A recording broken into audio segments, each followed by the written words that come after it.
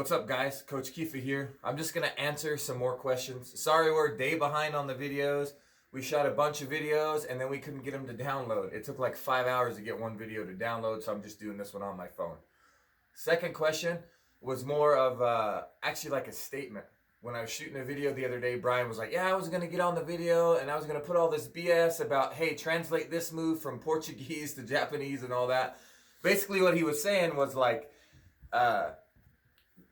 explain some of the differences between all the moves. So basically, jiu-jitsu, right, comes from Japan, was learned by Brazilians. So there's Japanese names, there's Portuguese names, and there's American names. And a lot of the names are different, obviously, but the moves are the same. So I'm going to go over like a bunch of different moves that have more than one name.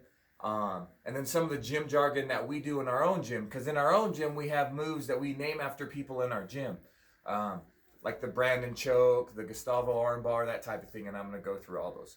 So the first one, probably the most famous, and this is just my opinion. Again, all this stuff in the video, my opinion. Okay, I live in America, so I can say what I want. But in my opinion, probably the biggest move that has two names that everybody knows is probably the Kimura. Okay, the Kimura, been around for thousands of years. There are literally pictures of guys in pyramids, doing a double wrist lock. So a double wrist lock and a Kimura is the same exact move. How did a double wrist lock go from being called a double wrist lock to a Kimura? Was back in the 50s when Grandmaster Elio had a match with Masahiko Kimura. Masahiko Kimura beat him with the double wrist lock. So they named the move after Kimura. So depending on what gyms you go to, I actually went to a seminar and I called a Kimura, and I was corrected by the instructor and said, no, it's a double wrist lock. So depending on which gym you go to, they have different names. And there's a bunch of moves. I'm going to go through a bunch of different moves that have more than one name. The Americana, for example. If you have your arm up like this, I've heard it called the Americana. Also, I've heard it called a key lock. I've heard it called the turkey bar. I've heard it called the paintbrush. Moves that we use in our gym, the knee shield is also called the Z guard. 411, also called the honey hole. Depending on what gym you train at, bunch of different names. Like this move in our gym, we call the dying cockroach. Okay, I've also heard it called an egg beater. I've heard it called a leg pommel. I've heard it called treading water. There's a bunch of different names. Basically, the moral of the story is jiu-jitsu is a language, man. It's like learning another language. And because it's been translated from two different languages, it has different meanings. And sometimes, like with language, when you learn a word in one language and learn it in another language, it's not the same word. It's the meaning behind it. Another popular one would probably be like the armbar, right? Because when you tell somebody, hey, do an armbar, they think you either doing it from off your back or mount, when an armbar actually means to hyperextend the elbow. That's what you're doing when you're doing an armbar. You can do it with your hip, you can do it with your foot, you can do it with your arm.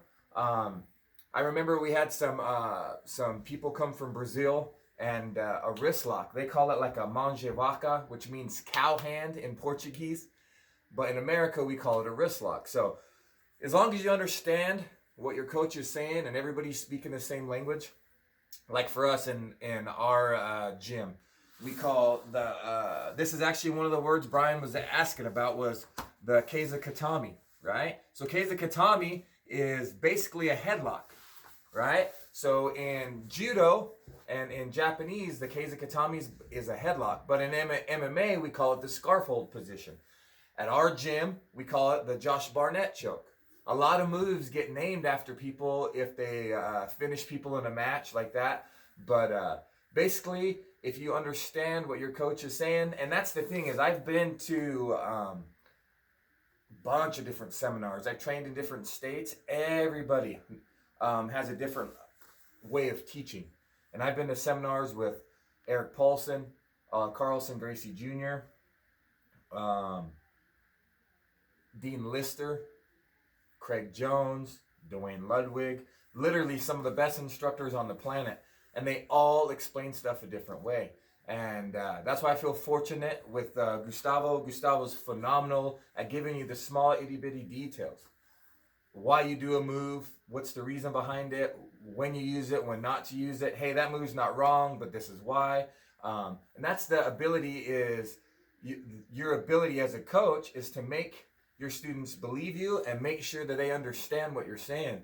And if you understand what they're saying and you believe in them, you're going to try the moves and all that. And that's the thing too with jiu-jitsu is everybody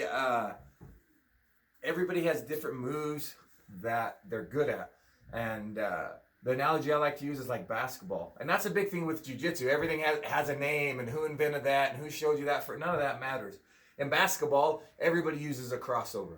Everybody dribbles behind the back. It's just, there's just certain moves that you need to know, but certain moves that you're not going to use, right? If you're a three-point shooter, you're not going to be learning moves from down in the post, or same thing in football, right? If you're a lineman, you don't go to quarterback camp. Quarterbacks don't go to lineman camps.